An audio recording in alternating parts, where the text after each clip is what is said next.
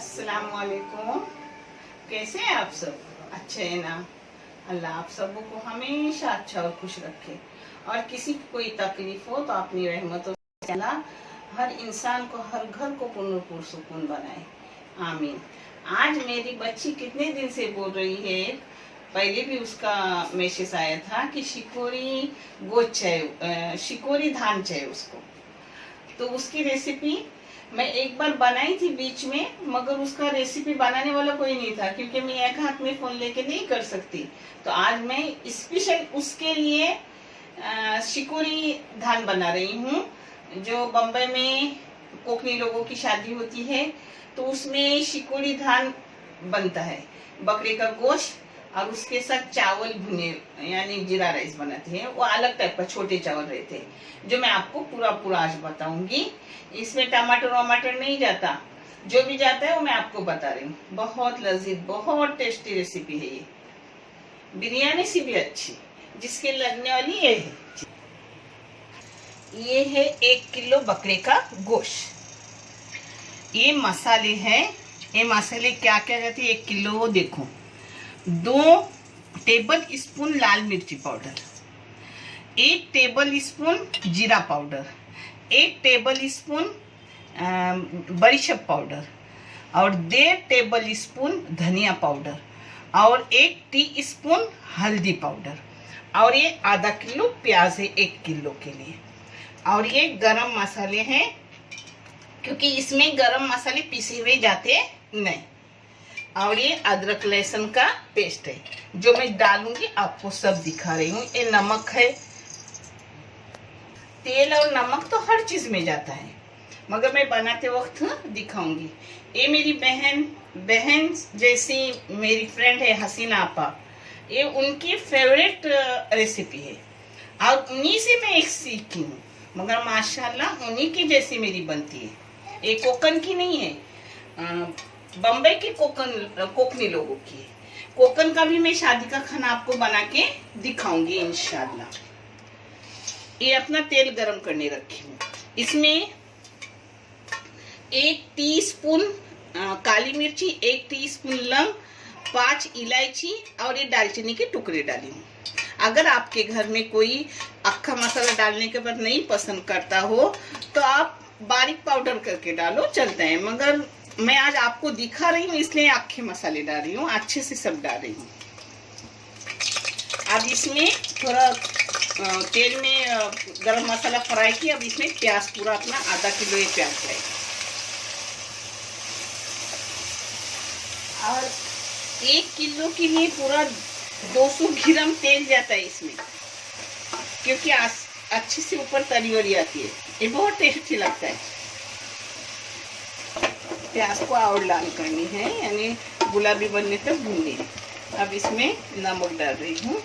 नमक डालने से जल्दी प्याज होती है। नमक अपने जायके के मुताबिक। हाँ,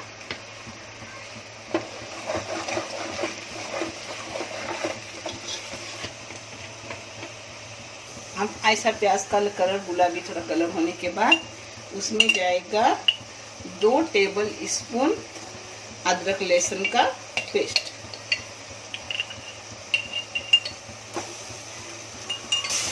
ये कम से कम 1 महीना हो गया अदरक लहसुन के पेस्ट किया हुआ, और फ्रिज में ऊपर ये बर्फ के खन्ने भी नहीं, मगर सफ़ेद के सफ़ेद है।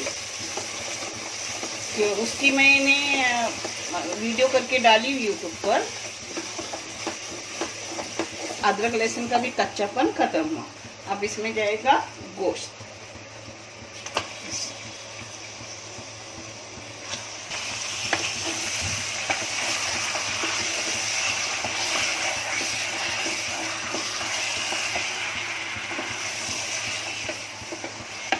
अब इसको थोड़ा फ्राई की प्याज में और अदरक लहसुन में। अब इसको बारीक गैस करके ऐसा ही रखूंगी, इसमें पानी वगैरह नहीं डालूंगी। इसी पानी में आधा गोश्त होने के बाद फिर मैं आगे का आपको क्या डाल रही हूँ वो दिखा रही हूँ।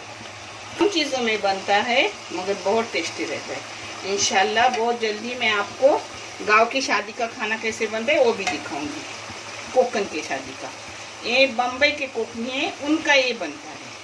और भी बहुत चीज़ें इधर उधर बनते हैं, मगर एक खास रेसिपी अपनी खुद की जैसी कोकोनट की। आधी बोटी इसमें अपनी गल गई। अब इस पर जो सब मिर्ची मसाले सब है ना वो डाल रही हूँ। इसके लिए ज़रा बोटी बड़ी काटने की।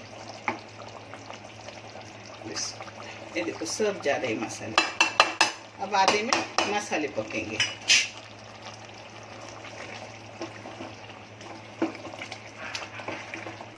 अब इसमें पानी डाल के थोड़ा पूरी बोटी नरम करने की, और फिर जितना अपने को पानी लगता है उतना रखने का। मैं सब दिखा रही हूँ आपको आगे। अभी और आधा पकना है। हाँ, शिकोरी धान का अब अपना धान बन रहा है, चावल बन रहे हैं। हाँ, कोकनी लोग उसको धान बोलते हैं।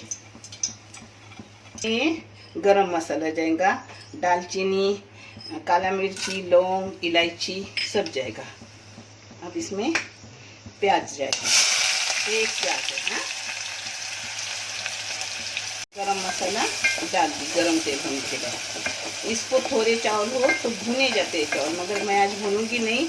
मैं बाकायदा बाहर जो शादी में बनता है वैसा दिखा रही हूँ। इसलिए मैंने बोटी भी बड़ी बड़ी करके ली। जो आपको 1 किलो गोश्त दिखाई हूँ ना, वो 1.25 किलो से भी ज़्यादा है, क्योंकि बड़ी बोटी मार के ली जो बाहर रहते हैं देग में। वैसा तो देग के जैसा ही धान भी बनाऊंगी, शिकोड़ी धान। देखो जो बच्ची कब से मुझे बोल रही थी आंटी ये दिखाओ, आंटी ये दिखाओ। अब देखो, ध्यान से देखो, बहुत आसान है। इसमें जाएगा जीरा। जीरा ये आधी चाय की चम्मच है, क्योंकि अपने चावल थोड़े हैं, जैसे चावल हो वैसा डालने का सब। प्याज को लान ले हाँ करने का, ऐसे पानी डालने का। पानी अपने चावल के हिसाब से डालने का जो सबको पता है। और मैंने कितने बार आपको बोली हूँ कि चावल के ऊपर अगर नए के चावल हो तो 3 उंगलियां ऊपर पानी रखने का, और पुराने चावल हो तो 4 उंगलियां रखने का, यानी एकदम कंप्लीट हो जाते हैं। और आपको आसान तरीका हो तो जो टोप लेते हो आप, उसका पाव से ज्यादा चावल लेने का और उसके ऊपर पूरा पानी डालने का, यानी पूरा टोप भर के अच्छे से खाना बन जाता है। अब इसमें जाएगा नमक। नमक तो हर चीज में रहता है। ये देखो, शिकोड़ी धान हो गया, ये शिकोड़ी ये धान दोनों हो गया। हाँ, अब मैं आपको प्लेटिंग करके दिखा रही हूँ। माशाल्लाह बहुत लजीज, बहुत टेस्टी, कम चीज़ों में बनने वाला। और अब करोगे तब पता चलेगा कि आंटी सही बोल रही है। इधर धान बन रहा है, इधर शिकोड़ी। पता है इसमें बरशब नहीं डालते, मगर मैंने बरशब पाउडर भी थोड़ा डाली हूँ, क्योंकि मुझे बरशब की खुशबू अच्छी लगती है। ऊपर से कोतमीर डालो, पुदीना डालो, ना डालो चलते हैं, मगर मैं डालने वाली हूँ लास्ट में। पानी को उबाल आ गया। ये चावल धो के निखरने रखी थी वो डाल रही हूँ।